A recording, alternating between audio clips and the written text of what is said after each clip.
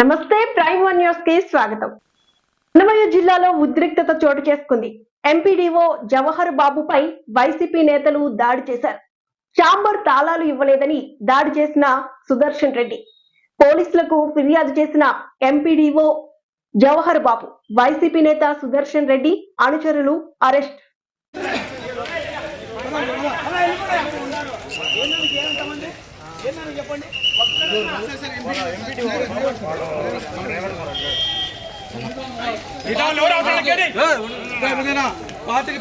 రాసేవాడు సార్, ఆయన matter MPD పంపించినారు sir.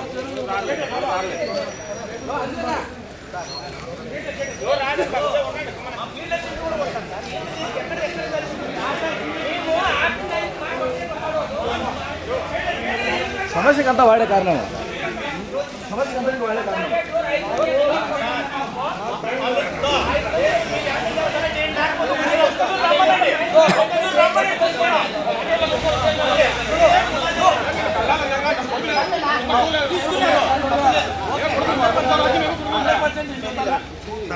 ఎవరికి భయపడాల్సిన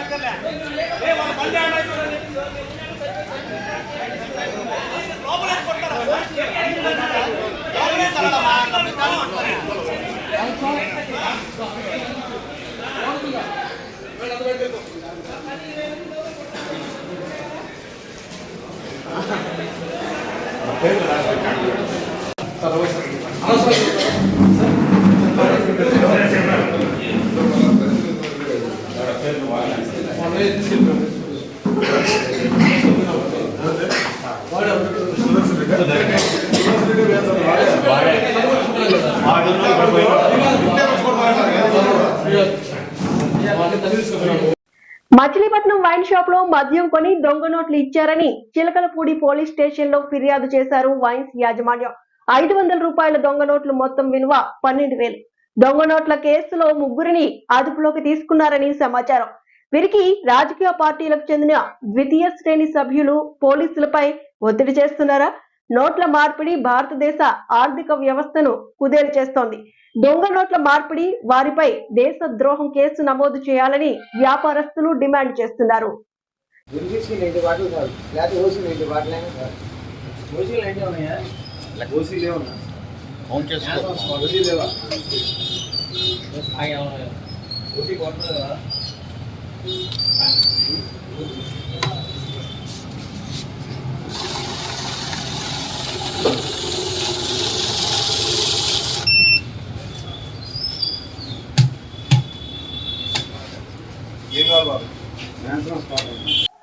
మాజీ ప్రధాని మన్మోహన్ సింగ్ పార్థివ దేహానికి నివాళులర్పించారు సోనియా గాంధీ, రాహుల్ గాంధీ, ప్రియాంక గాంధీ, మల్లికార్జున్ ఖర్గే, కేసీ వేణుగోపాల్.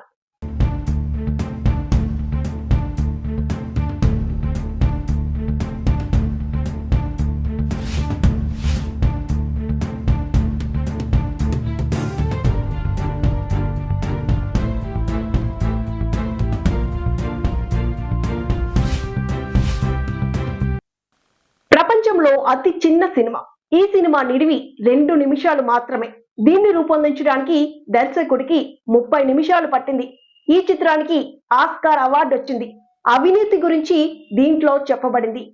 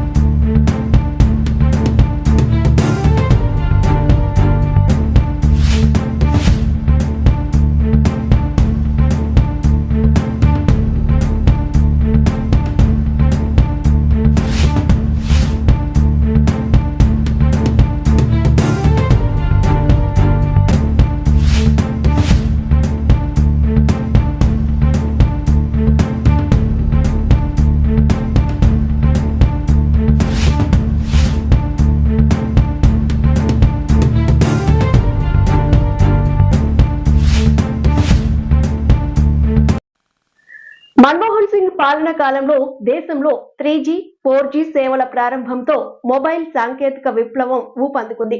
ఆధార్ కార్డ్ జారీ మొదలైంది. ఉపాధి హామీ పథకాన్ని తీసుకువచ్చి ఏడాదికి 100 రోజులు పనిదినాలు కల్పించారు. సామాన్యుడి చేతికి పాశుపతాస్త్రం లాంటి సమాచార హక్కును అందించారు.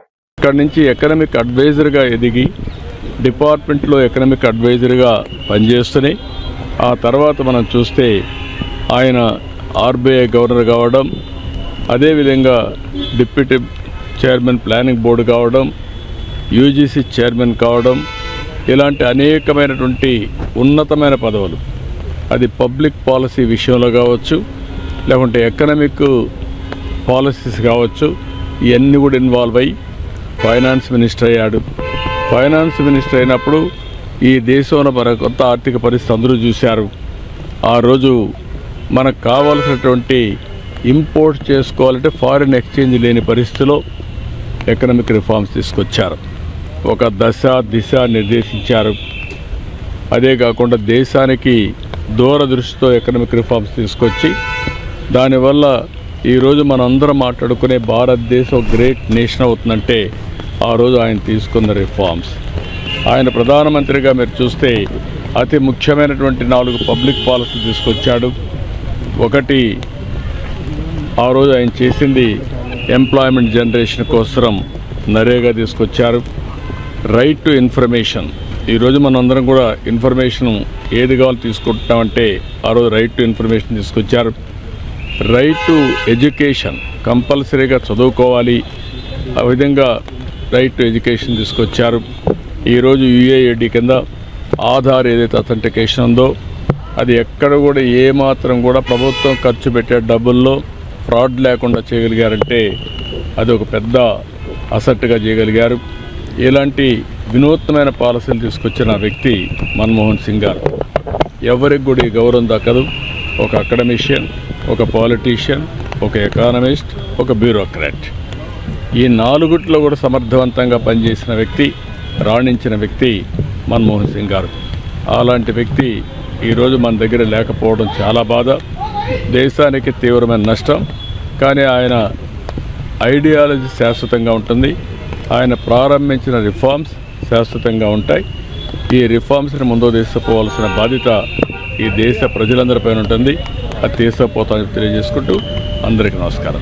రాజధాని బెంగళూరు ప్యాలెస్ మైదానం రాయల్ సెలెక్ట్ ఆడిటోరియంలో తృతీయ విశ్వ అవేక్య సమ్మేళన ఈ రోజు ప్రారంభించారు. ఈ కార్యక్రమం 3 రోజులు జరుగుతాయని సంఘ కార్యదర్శి మీడియాకు తెలిపారు. ఈ కార్యక్రమంలో శ్రీ పరమ పూజ్య శ్రీ సురేంద్ర తీర్థ మహాస్వాములు, శ్రీ రాఘవేంద్ర మఠ మంత్రాలయం స్వామివారు పాల్గొన్నారు. ఈ కార్యక్రమంలో కేంద్ర మంత్రి ప్రహ్లాద్ జోషి, బీజేపీ మాజీ ముఖ్యమంత్రి సదానంద గౌడ, బీజేపీ మాజీ ఉప ముఖ్యమంత్రి అశ్వత్ నారాయణ్, బీజేపీ ఎమ్మెల్యే శ్రీ విజయేంద్ర, కేంద్ర మంత్రి ప్రహ్లాద్ జోషి మీడియాతో మాట్లాడుతూ ఈ 3 రోజుల కార్యక్రమాన్ని విజయవంతం చేయాలని మీడియా ద్వారా తెలియజేశారు. ಗೌರವದ ಸಮರ್ಪಣೆ ಜೊತೆಗೆ ವೇದಿಕೆಯಲ್ಲಿರತಕ್ಕಂತಹ ಎಲ್ಲ ಗಣ್ಯರಿಗೂ ಆಯೋಜಕರಿಂದ ಗಣ್ಯ ಗೌರವದ ಸಮರ್ಪಣೆ. ಕಾಲದ ಜೊತೆ ಹೊಂದಾಣಿಕೆ ಮಾಡುತ್ತಾ ಈ ಕಾರ್ಯಕ್ರಮವನ್ನು ಜೊತೆ ಸೇರಿಸಿಕೊಳ್ಳುತ್ತಾ ಇದ್ದೇವೆ. ವೇದಿಕೆಯಲ್ಲಿರುವಂತಹ ಎಲ್ಲ ಗಣ್ಯರಿಗೆ ಕೂಡ ಗಣ್ಯ ಗೌರವದ ಸಮರ್ಪಣೆ ಇದೇ ಹೊತ್ತಿನಲ್ಲಿ ಆಯೋಜಕರ ವತಿಯಿಂದ.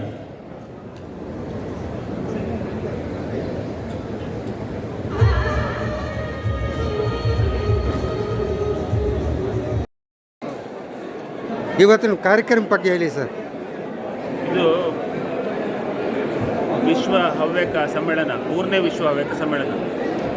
ಮೊದಲೆರಡು ಬಾರಿ ವಿಶ್ವ ಹವ್ಯಕ ಸಮ್ಮೇಳನ ನಡೆದಿದೆ. 2018ರಲ್ಲಿ ಇದೇ ಜಾಗದಲ್ಲಿ ವಿಶ್ವ ಹವ್ಯಕ 2ನೇ ವಿಶ್ವ ಹವ್ಯಕ ಸಮ್ಮೇಳನ ನಡೆದಿದೆ. ಇದು 3ನೇ ವಿಶ್ವ ಹವ್ಯಕ ಸಮ್ಮೇಳನ. ಸುಮಾರು 1.5 ಲಕ್ಷ ಜನರ ನಿರೀಕ್ಷೆ ಇದೆ.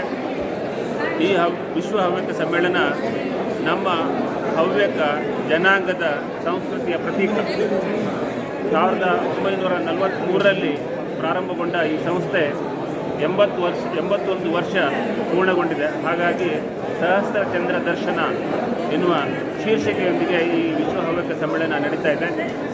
ಎಲ್ಲ ವಿಶ್ವದ ಎಲ್ಲ ಭಾಗದ ಜನರ ಒಂದು ಭಾಗವಹಿಕೆ ಎಲ್ಲ ಸಹಸ್ರಾರು ಕಾರ್ಯಕರ್ತರ ಭಾಗಕ್ಕೆ ಎಲ್ಲ ಊಟ ತಿಂಡಿ ತಿನಿಸು ಬಗೆ ಬಗೆಯಾದಂಥ ಸಾಂಸ್ಕೃತಿಕ ಕಾರ್ಯಕ್ರಮಗಳು ಎಲ್ಲ ರೀತಿಯಿಂದ 3 ದಿನ 27, 28, 29 ನಡೀತಾ ಇದೆ. ಈ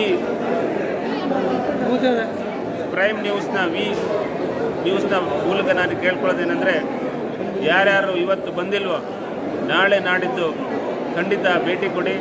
ನಮ್ಮ ಸಾಂಸ್ಕೃತಿಕ ಪ್ರತೀಕವನ್ನು ನೋಡಿ ಆನಂದಿಸಿ ಹವ್ಯಕ ಜನಾಂಗದ ಜನರ ಜೊತೆ ಒಡನಾಡಿರೋಂಥರು ಕೂಡ ಈ ಸಮ್ಮೇಳನಕ್ಕೆ ಬರ್ಬೋದು. ಬಂದು ಸಂಸ್ಕೃತಿಯ ಪ್ರತೀಕವನ್ನು ನೋಡಿ ಆನಂದಿಸಿ ಒಂದು ಹಬ್ಬದ ರೀತಿಯಲ್ಲಿ ಆನಂದಿಸಿ ಅಂತ ಕೇಳ್ಕೊತಾ ಇದ್ದೀನಿ.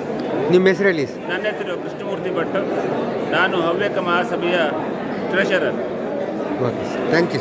మాజీ ప్రధానమంత్రి ప్రపంచంలోనే గొప్ప ఆర్థిక శాస్త్రవేత్త మన్మోహన్ సింగ్ మరణం దేశం యావత్తును దిగ్భ్రాంతికి గురిచేసిందని సుధా బ్యాంక్ చైర్మన్ మీలా మహాదేవ్, మేనేజింగ్ డైరెక్టర్ పెద్దిరెడ్డి గణేష్ తెలిపారు. శుక్రవారం సుధా బ్యాంక్ ఆవరణలో మాజీ ప్రధానమంత్రి మన్మోహన్ సింగ్ చిత్రపటానికి పూలమాలలు వేసి ఘనంగా నివాళులర్పించారు. మాజీ ప్రధానమంత్రి, ప్రపంచంలోనే గొప్ప ఆర్థిక శాస్త్రవేత్త అయినటువంటి మన్మోహన్ సింగ్ గారి మరణం దేశం యావత్తు దిగ్భ్రాంతి చెందింది. మన్మోహన్ సింగ్ గారు ఆర్థిక సరళీకృత విధానాలని భారతదేశంలో అనుసరింపజేసి ప్రపంచవ్యాప్తంగా పెట్టుబడులను ఆకర్షించి పునరుద్ధరిస్తున్న దేశ ఆర్థిక వ్యవస్థని గాడిలో పెట్టి 10 సంవత్సరాలుగా దేశ ప్రధానిగా ఆయన దేశానికి ఎన్నో ఎనలేని సేవలు చేశాడు. ఈరోజు భారతదేశం ప్రపంచంలోనూ 5వ గొప్ప ఆర్థిక శక్తిగా ఎదగడానికి బీజాలు వేసి పునాదులు వేసి దేశానికి ఆర్థిక క్రమశిక్షణ నడిపిన గొప్ప మేధావి, గొప్ప ఆర్థిక వైద్యుడు, ఎంతో పరిజ్ఞానం కలిగిన మన్మోహన్ సింగ్ గారు ఈ దేశానికి మరవలేనన్ని గొప్ప సేవలు చేశారు. వారికి మా సుధా బ్యాంక్ ఘనమైన నివాళి అర్పిస్తుంది. వారు రిజర్వ్ బ్యాంక్ గవర్నర్గా, తదుపరి ఆర్థిక మంత్రిగా, తదుపరి ప్రధానమంత్రిగా వారు జీవితం అంతా కూడా ఆర్థిక రంగంలో పనిచేసి దేశాన్ని ఆర్థికంగా పరిపుష్టం చేయడానికి వారు చేసిన సేవల్ని ఈరోజు భారతదేశం అంతా కూడా కొనియాడుతుంది, వారికి ఘనంగా నివాళులర్పిస్తుంది. అందులో భాగంగానే మాజీ గవర్నర్ అయినటువంటి మన్మోహన్ సింగ్ గారు, భారత ప్రధానమంత్రి అయిన మన్మోహన్ సింగ్ గారికి సుధా బ్యాంక్ కూడా నివాళులర్పిస్తుంది.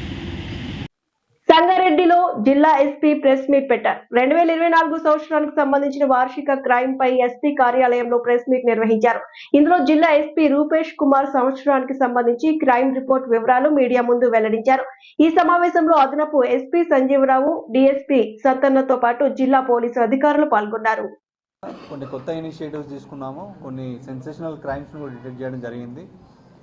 అలాగే ముఖ్యంగా గాంజాకి సంబంధించి, ట్రాఫిక్ సంబంధించిన కొన్ని ఇష్యూస్ సాల్వ్ చేయడము and maximum cases property offences detect చేయడము, వీటన్నిటిని కూడా చేయడం జరిగింది. సో ముఖ్యంగా జిల్లాలో షీ టీమ్స్ అన్నింటినీ కూడా మళ్ళీ యాక్టివేట్ చేసి వాటిల్లో ఎవరైతే ఈ ఆకతాయిలు ఉంటారో వాళ్ళందరికీ కౌన్సిలింగ్, కొన్ని కేసులలో కేసులు పెట్టడం కూడా జరిగింది. సో ముందు కొంచెం స్టాఫ్ కొరత ఉన్నా కూడా ఈ సంవత్సరం చివరిలో మనకి దాదాపు 430 మంది కొత్త కానిస్టేబుల్స్ చేరడంతో ఇంకా సంగారెడ్డి జిల్లా పోలీస్ వ్యవస్థ అనేది చాలా బలవంతంగా చాలా బలపడింది. సో దీనిలో కొన్ని ఇనిషియేటివ్స్ కనుక తీసుకుంటే ఇంపార్టెంట్ పోలీస్ స్టేషన్స్లో ఒక 7 చైల్డ్ ఫ్రెండ్లీ కార్నర్ని. మాజీ ప్రధానమంత్రి మన్మోహన్ సింగ్ గారి మృతికి సంతాపంగా హన్మకొండ సుబేదారిలోని ఎమ్మెల్యే నివాస క్యాంపు కార్యాలయం నందు శుక్రవారం రోజున కాంగ్రెస్ పార్టీ నాయకులతో కలిసి గౌరవ వర్ధన్నపేట ఎమ్మెల్యే విశ్రాంత ఐపీఎస్ అధికారి శ్రీ కేఆర్ నాగరాజు గారు మన్మోహన్ సింగ్ గారి చిత్రపటానికి పూలమాల వేసి నివాళులర్పించారు. దేశానికి ఆయన చేసిన సేవలను స్మరించుకున్నారు. డాక్టర్ మన్మోహన్ సింగ్ చనిపోవడం చాలా బాధాకరం. భారతదేశానికి తీరని లోటు ఇది. వారు పెద్ద ఆర్థికవేత్త, ఎన్నో ఆర్థిక సంస్కరణలు తెచ్చిన గొప్ప ఆర్థికవేత్త డాక్టర్ మన్మోహన్ సింగ్ గారు. వారు 82 నుండి 85 వరకు కూడా ఆర్బీఐ గవర్నర్గా కూడా చేయడం గొప్ప విశేషం. యూపీఏ 1 యూపీఏ 2 పలుమార్లు భారతదేశానికి ప్రధానిగా వ్యవహరించడం, ఎన్నో ఆర్థిక సంస్కరణలు తేవడం, ఈరోజు వారు మరణించడం మన భారతదేశానికి తీరని లోటు. కాంగ్రెస్ పార్టీకి ఇది గొప్ప తీరని లోటు అని భావిస్తున్నాను. అలాగే వారి కుటుంబానికి మా వర్ధనపేట కాన్స్టిట్యూన్సీ ప్రజల తరఫున ప్రగాఢ సానుభూతి తెలుపుతున్నాను. జై హింద్. రోడ్డు వేయాలంటూ డ్రోన్ తో నిరసన. విజయనగరం జిల్లా వరంగల్ మండలం కొండవలస జంక్షన్ నుంచి బాగిమ్మపేట వరకు రోడ్డు వేయాలంటూ డ్రోన్ తో వినూత్నంగా నిరసన తెలియజేశారు యువకులు.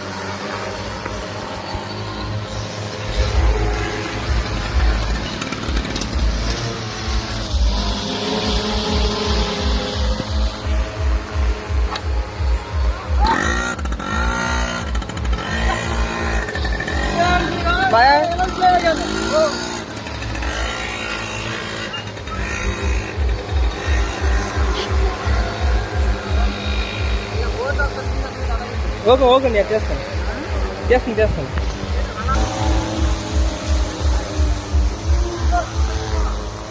ఓకే